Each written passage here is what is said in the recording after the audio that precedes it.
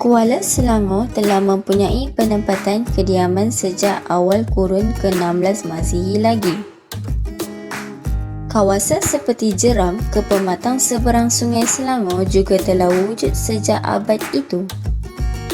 Kuala Selangor terus memainkan peranan penting dalam sejarah negeri Selangor, di mana daerah ini telah beberapa kali menjadi medan pertempuran yang melibatkan pihak Belanda dan pihak Inggeris.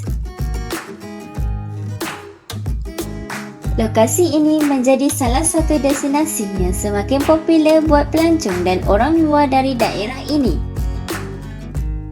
Terletak kira-kira 65 km dari Kuala Lumpur, Bukit Melawati menjadi destinasi sempurna untuk tujuan menyaksikan pemandangan indah dari kawasan puncak bukit setinggi kira-kira 100 meter.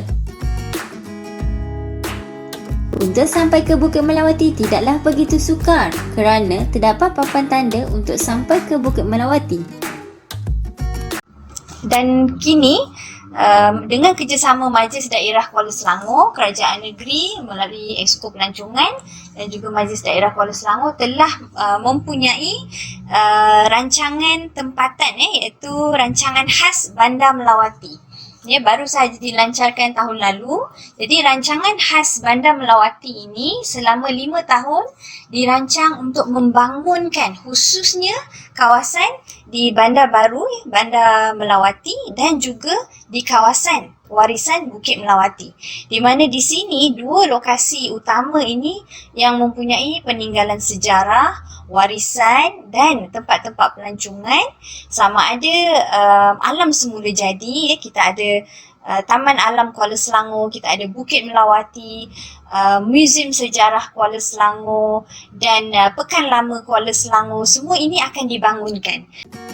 Perkhidmatan kereta api juga disediakan di Bukit Melawati.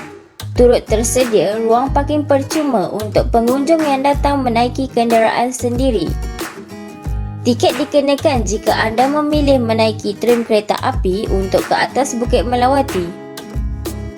Perkhidmatan tram hanya pada hujung minggu dan cuti am sahaja.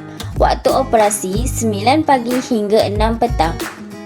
Bayaran perkhidmatan tram lawatan ke Bukit Melawati iaitu RM3 bagi dewasa dan RM2 bagi kanak-kanak berumur 3 hingga 12 tahun. Kita mempunyai jawatankuasa yang akan menilai dan juga mengikut keperluan semasa, keperluan pihak muzium untuk kita memastikan pelancong kita tetap hadir dan untuk kita memastikan promosi dijalankan.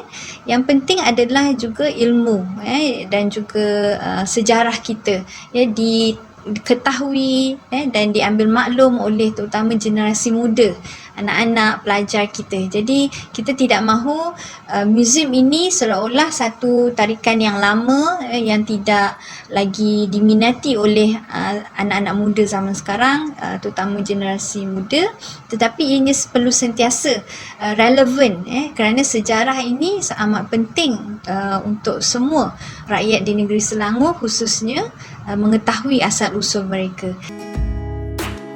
Tinggalkan sebentar segala sejarah yang ada di situ. Kini, ada tarikan lain yang menyebabkan Bukit Melawati dikunjungi ramai, iaitu kewujudan habitat beberapa spesies monyet mendiami Bukit Melawati. Haiwan itu umpama duta dan menjadi satu daya tarikan utama kepada pengunjung yang mahu melihat gelagat monyet itu.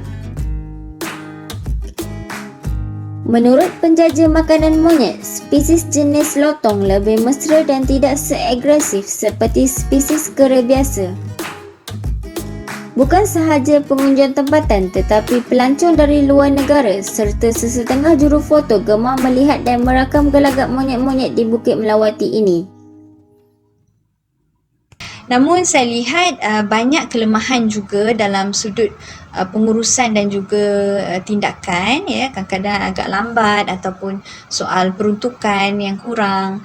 Maka saya harap pihak kerajaan negeri juga boleh ambil serius berkenaan hal ini supaya pihak jabatan yang berkaitan ni tidak mempunyai masalah untuk menjalankan proses konservasi, proses pemeliharaan dan juga memastikan semua kawasan di sekitar Bukit Melawati ini terpelihara. Kerjasama antara majlis daerah dan agensi yang berkaitan perlu memastikan kelestarian sumber warisan tersebut untuk dijadikan sebagai produk pelancongan. Sokongan dalam pemeliharaan dan penyebaran pengetahuan tentang kekayaan sumber warisan negeri Selangor adalah sangat penting, kerana ia adalah asas kepada pengukuhan yang membawa masyarakat supaya lebih menghargai warisan dan sejarah yang terdapat di sini.